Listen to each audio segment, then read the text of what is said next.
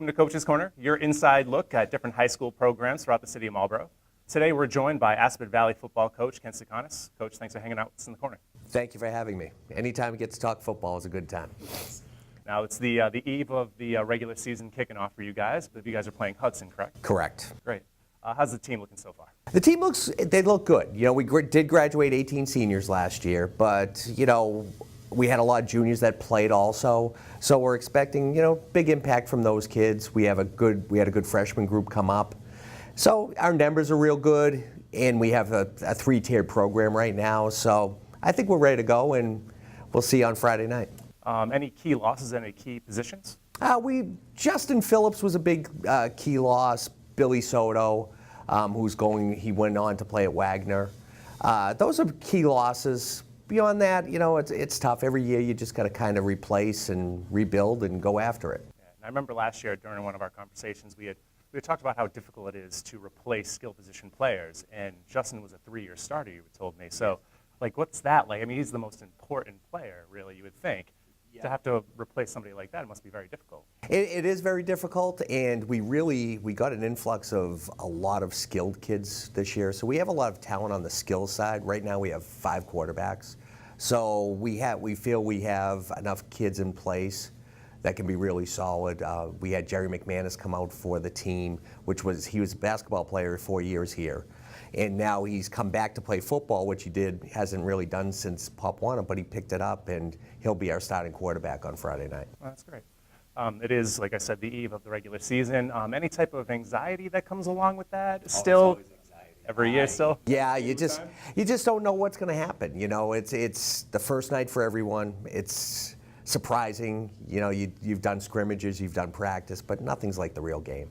Now, is that anything that you can pass along as far as words of wisdom to your team? I'm sure there's a lot of kids that have a lot of anxiety going into the first game too. Yeah, and we try to get them excited, but not overly excited. And playing Hudson is another situation that we have because we have a lot of Hudson players. We have 32 Hudson players right now, so a lot of them are varsity players. So trying to get them excited without getting them too excited. Yeah, wanting to show out for their hometown team. Yeah, we're playing in Hudson, so. Right. It's become quite a rivalry, and it's fun for the kids, it's fun for the school, and both schools actually. Now, I'm sure it's difficult to really game plan for a team that you haven't seen this year, and I'm sure there's not a lot of film because there is that large turnover with a lot of schools. So what do you do from a game planning standpoint early on in the season? What we use is we get information from last year, we get all their tapes from the end of the season, and then we come in and we do have a scrimmage game that they played in. You know, the nice thing is everybody's in the same boat. You're never prepared as much as you'd like to be, as you would be, say, week 3, week 4. But, you know, everybody's in that same boat. So they're fighting the same thing. So all of us, it's usually the first game's a little sloppy too, so it's getting all that rust out. Now, if I'm not mistaken, you guys were knocked out in the first round last year, the playoffs. So coming into this year, is that where the expectations start, or do you kind of have to wipe the slate clean and kind of go from there? Well, the nice thing is we got knocked out in the first round, but then we continued on to the Volks Super Bowl, and we won the large school state Volks Super Bowl over Shawshene Tech, which is an incredible game. So we did end our season on a winning note, and so those kids are using that to run with it. And, you know, we'd like to go further in the regular Central Mass playoffs this year. That's great. One of the big topics, or especially in the beginning of the summer, and it's kind of timely because it's such a hot day. I think it's in the 90s today. You talk about things like heat stroke and keeping kids safe. And I say that because earlier in the summer, there was a player from the University of Maryland that had died weeks later, but he initially collapsed on the field, hospitalized, he passes away. And then through an investigation, they come to find out that there was a toxic culture of humiliation and fear. What can you speak to that, being in football for so long and seeing how the culture may have changed from when you were growing up as a kid and how you see it now as an adult? Yeah, I mean, the culture has definitely changed. But with that being said, I think it changed for the better.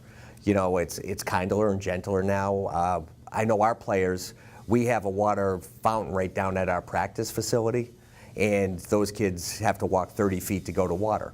It's always known right at the first practice from summer workouts through our first practices. Whenever you need a drink, we go get drinks. You know, it's not, you don't have to ask, there's no permission to be said. It's just when you feel you need water, you go get water. We also put barrels down there for a cooling station. Kids are putting helmets in, dunking water over their head. So any little thing to keep the kids cool when they're out there participating and, you know, hydrated, it's very important.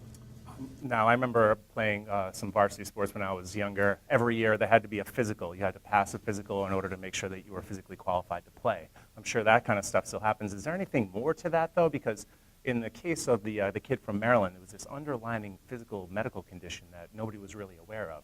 Is there any way to kind of, not necessarily prevent stuff like that happening, but is there any way to kind of find out what might be wrong? No, and you wish they could, but really, if they check their pulse, they go through, you know, a couple tests. It never checks the interior parts of the body making, and so, you know, there really should be more done with it, and even you see it in major colleges. And I'm sure it comes down to money is really the problem with it all, is the insurance companies don't want to pay for those types of physicals. And they usually don't get them until they usually join the NFL, because they want to know that investment is what they're getting, you know, and they want to make sure if there's any underlining, you know, previous parts to the body that they should be knowing about, whether heart conditions or so on. They want to make sure everything's clear. But it only comes down to money signs when that happens. No, unfortunately. In the high school level, we wish we could do more. We just got to keep very aware of what goes on. You know, these kids know we have a trainer on site, you know, for our practices. So it's important that they communicate with the trainer if there's something not correct, they're feeling dizzy or anything. We get the kids sitting down right away. That's great. Well, it's good to know that you guys are looking out for the kids and their best interests. It really is. Well, that's going to do it for this episode. Thank you so much for hanging out with us again. It's our third time sitting down together. I really appreciate the participation all these years. It's really it's great. Thank you very much. That's going to do it for this episode of Coach's Corner. You can find this and other episodes by going to the video on demand portion of our website at WMCT.com. We'll see you next time.